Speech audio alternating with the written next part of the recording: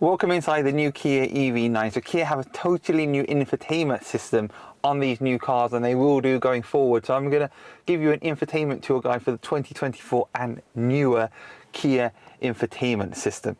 So first of all, let's talk about the buttons under the screen. So you'll see we have home, map, search, media, a favorite and a setup button.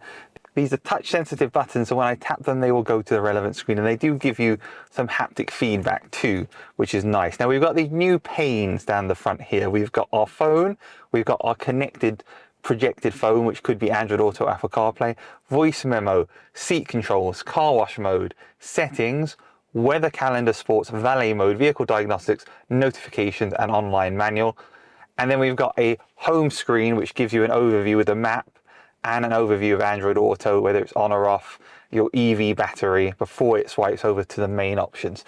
So you've got a lot of choice there. It's a much cleaner and arguably more responsive system than before. Now let's just look at this first pane here. If I tap on the little search button for a charger, it will search for EV charging stations and tell me the ones nearest to me, and I can get to them by following that. So we've got a very quick and easy way to find that information out.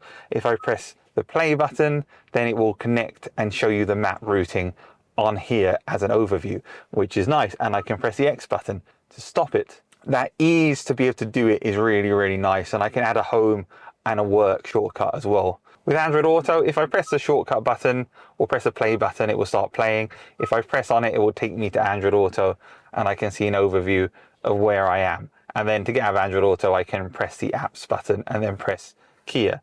This is the range screen, and it shows us our battery status and our range. If the heating is on or off, it will give us more or less range, and how far away the nearest electric charging is. Very nice, very clean. Also shows the actual EV9 here, which is nice. In the corner here, if you click on this, it will take you through to your profiles. Now, this is where some of the new technology comes on to this car. So we have fingerprint identification. So right underneath here, there is a fingerprint scanner, which you can tap, and you can use it to unlock your car, and you can make it so it will start the vehicle and enter or exit valet mode. So that's really, really nice to see that. And then we've got other options here for the profiles, and you can delete the profile and change user. So it will remember the settings that you like. If we go back to the home screen, we then have voice memo. So we can do a voice memo and record it back. If we have inspiration, strike us. And we've got the three little buttons at the corner to go backwards and forwards. Our seats, we can adjust our seats. Now, there are actually buttons on the side of these seats for adjusting it forward, backwards, up and down. And we do have buttons on the side of the door, which let us turn the heated and cool functions and the memory positions, adjust them. So it's not like you can't do it on the doors, but you do have the option here. You can also adjust the second row as well. So you can adjust that up or down, which is what this screen is showing. And then you can adjust your air conditioning and heating in this second screen. Now this screen is a bit of an interesting one. It looks cool, but you can't actually see it when driving, which isn't great. But I can turn on the front and the rear windscreen demisters if it's a hot or cold day, the air circulation, change the fan to auto or off if I want to. And I can also adjust the rear as well the same way. And I can bring it up on the screen here as well, so I can see the rear settings and the front settings here for air conditioning and heating. But don't worry, you don't actually have to use this screen, because right underneath there are quick buttons which let you turn the temperature on, up and down, where the air comes out of, as you can see on the screen here with nice illustrations, and then adjust the fan speed or turn it off altogether, and you can adjust the left and right hand sides individually. So actually, even though you've got all this functionality on here, there are actually buttons as well which will let you do it, which is really nice. Now if we go out of this, if we X this, we've got the three navigation buttons, go back to the home screen. We now have car wash mode. Now if we tap on car wash mode, it will basically tell you if your car is ready to be put through a car wash. Are the side mirrors folded? Are the windows closed? Is the tailgate locked? Is a charging door locked? It will actually tell you, and then when you press that, it will make sure that your car is ready to be car washed. I actually really like that. We've got our normal settings. I'll go back to that in a second. Weather shows us our weather where we are. Calendar will show us if we got any calendar events, if it's connected. Sports will show us sports results if we're interested in that. Doesn't show Premier League for some reason. Probably it's lower down on the screen there. And it's got basketball too. Valet mode, again, if you want to give your car to valet, so you have to give them the key.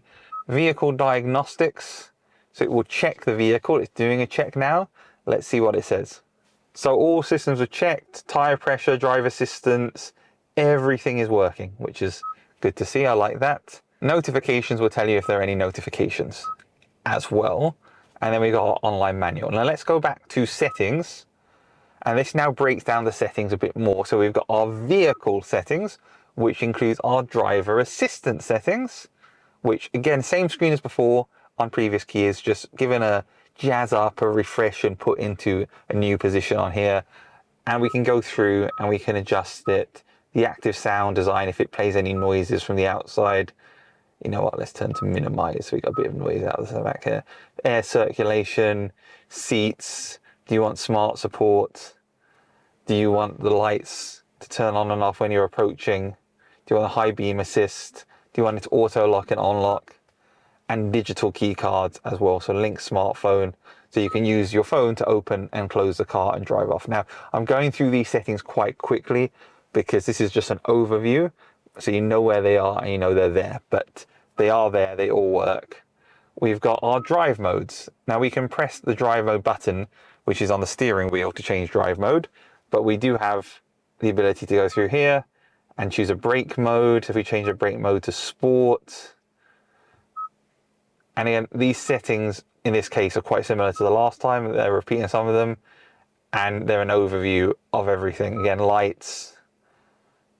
So these are just shortcuts to the same screen, which are all in each other. So it's kind of like a shortcut to a shortcut. Navigation settings. Sound. It's got a Meridian sound system, you can adjust that. Phone connections.